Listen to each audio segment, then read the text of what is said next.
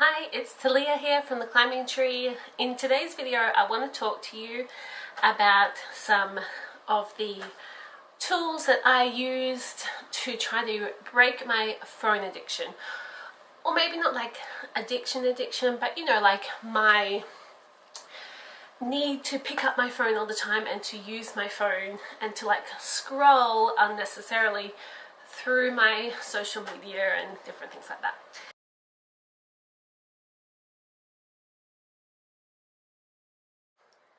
So you might remember in my Rosh Chodesh Shevat video, I talked about one of my goals was having something that I want to add more of in my life and something I wanted to have less of in my life.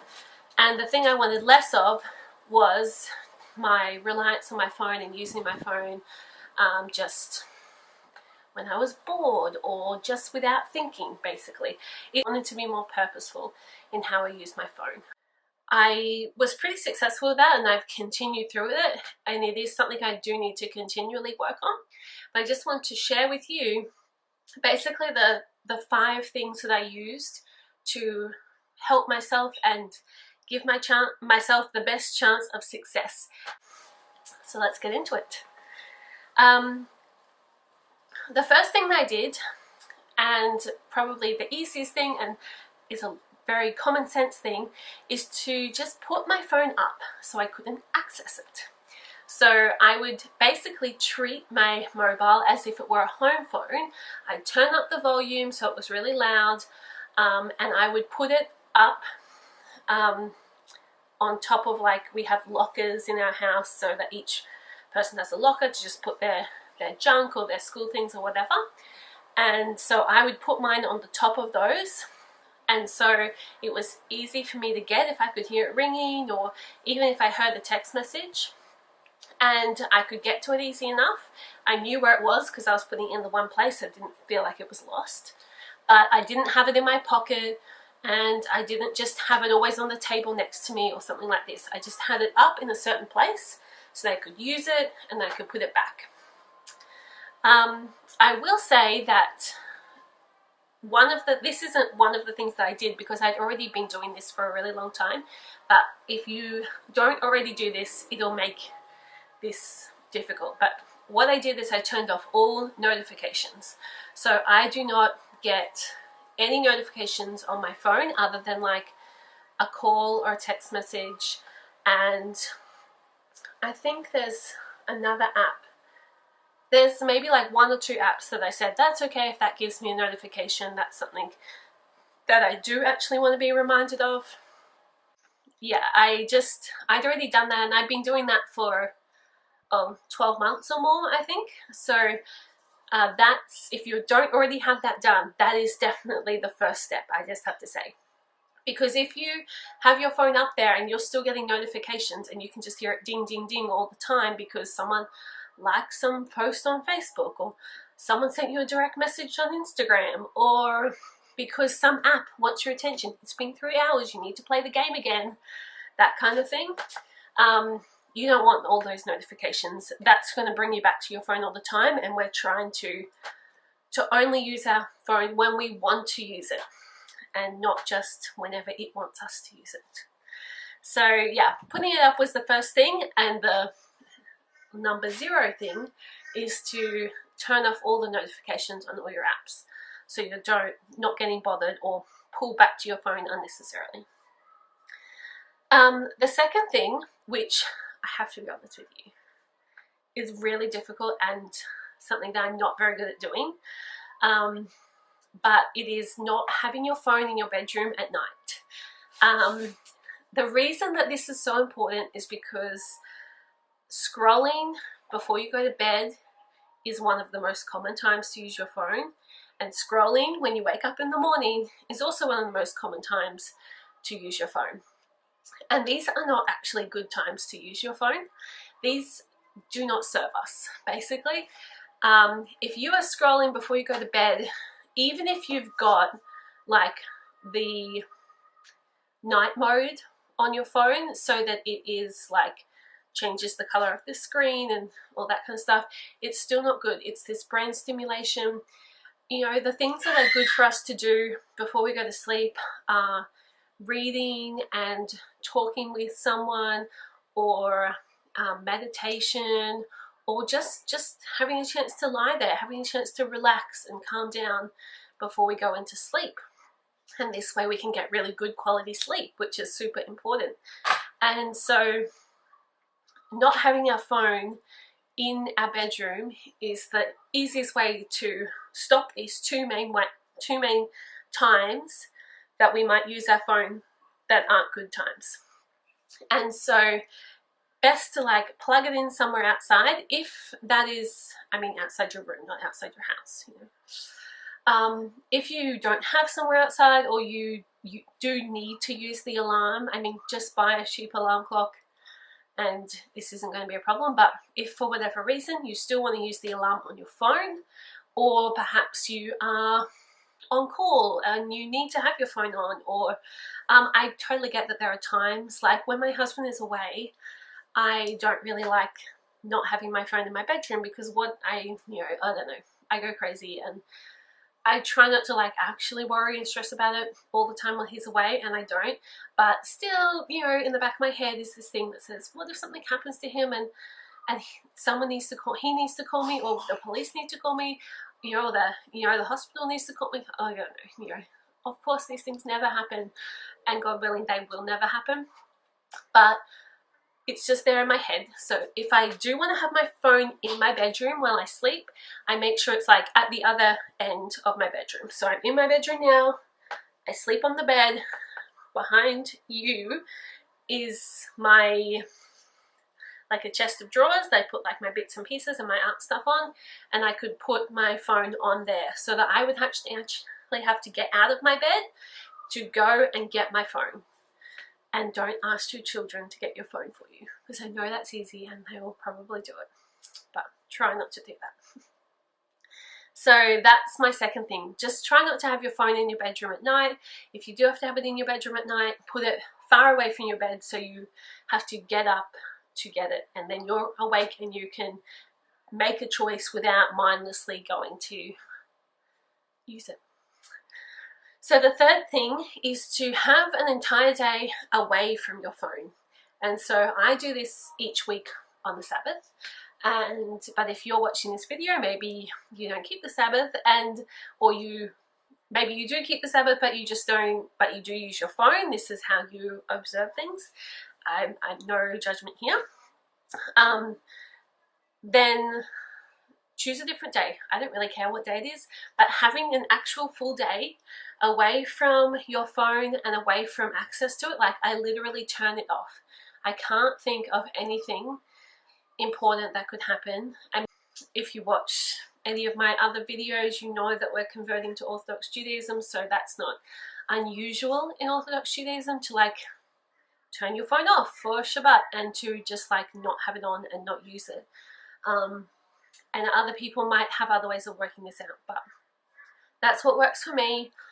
If you don't want to do it on the same time as I do it, just choose a different day. Have Sunday as your day that you don't use your phone, or if doing a whole day without your phone is too much, then just do like the daytime hours, or just choose half a day. But having a big chunk where you are purposely not using it and therefore have to go and find other things to do when you're bored instead of picking up your phone, that's a really powerful way to like break that habit, because that's what we're talking about really, is a habit.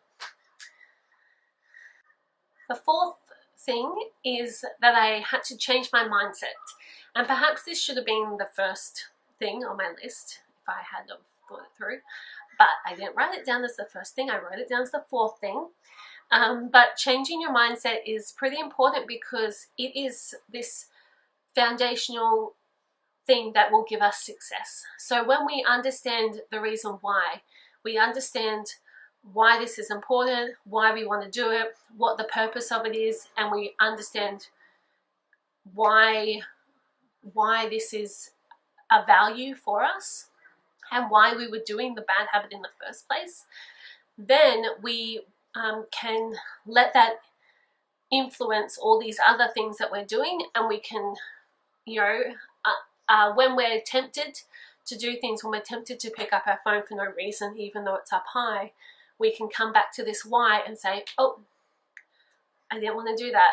Remember, Talia, this is not important to you. You want to have this kind of relationship with your phone, not that kind of relationship with your phone. So that was one of the things that I did think about and write down for myself, was what kind of relationship do I want to have with my phone, and then try to remind myself when I do pick up my phone to ask myself, why did I pick up my phone? What do I want to achieve right now? Or to ask myself, the other good thing is to ask yourself, what do I really want to be doing right now? Or why did I pick up my phone? And when we can continually ask ourselves this, we will start to get frustrated that, oh, I know why I picked up my phone, because I was bored or just because of habit. And you can put it down again because you asked yourself that question and you could answer it. But if the thing that you answer is because I want to message my friend and I want to see if they're okay, or I just feel like I really want to have a chat to my friend, or I want to see if my friend replied to me, or because I want to post this picture on my Instagram, or because I do want to spend 15 minutes now scrolling through my Instagram and seeing what people are doing. This isn't about saying you can't use your phone for scrolling through Instagram or whatever. It's not about that. It's about purposely doing it. So if I say to myself, okay, well, this is what I want to do now. I want to spend 15 minutes doing this scrolling and just seeing what's happening. This is why I follow people on Instagram, because I'm interested in the things that they're posting. They're beneficial to me, or their relationships that I want to foster. And so I can do that. That's okay. But as long as I did that with intention and was honest with myself about that's what I wanted to do. And the same way, we don't want to demonize our phones, because we use them for all sorts of things and they're very helpful. And so changing your mindset helps you to see your phone as something that you can use intentionally and with purpose, and not something that is just attached to you that you have to use all the time. The fifth thing is to use the time feature. I don't know if you can do this on all phones, but I have an iPhone and you can definitely do this, where you can set a time limit for individual apps. You can set a time limit for individual categories, and then you can set a time limit for your phone in general, so all the apps go dark at a certain time. And I don't think this is the best way to do it, because like I just said before, I recognize that there are really great and purposeful reasons that we can use our phones. And even for myself, I live away from most of my friends. A lot of my friends don't live close by to me. And so often we will have conversations in Instagram or text message conversations and things like this that go on indefinitely, kind of thing. And if there's a conversation going on, I don't want to feel like, well, I already used my hour of phone time today, I can't go check what my friends are saying, I'm going to miss out on this conversation. I don't think that that is beneficial, because my phone is serving me in this sense. It is allowing me to connect with friends that are further away from me, and I really value that, and it's important to me. So that's why I don't really like the time limit thing, but there is definitely advantage to using the time limit, and you can see it more as a helper and a guide rather than a concrete set of rules. So one of the things I do like about it is, once I've used up my limit for Instagram, say, every time I open the Instagram app, it comes up and says, you've used your time limit, 15 minutes, or remind me in 15 minutes, or not today, or something, no, whatever it is, And I always just click the remind me in 15 minutes, and I like that because I had to think about it. I couldn't just mindlessly open Instagram and start scrolling. I had a prompt come up to ask me, are you sure you want to do this? When do you want me to remind you about this again?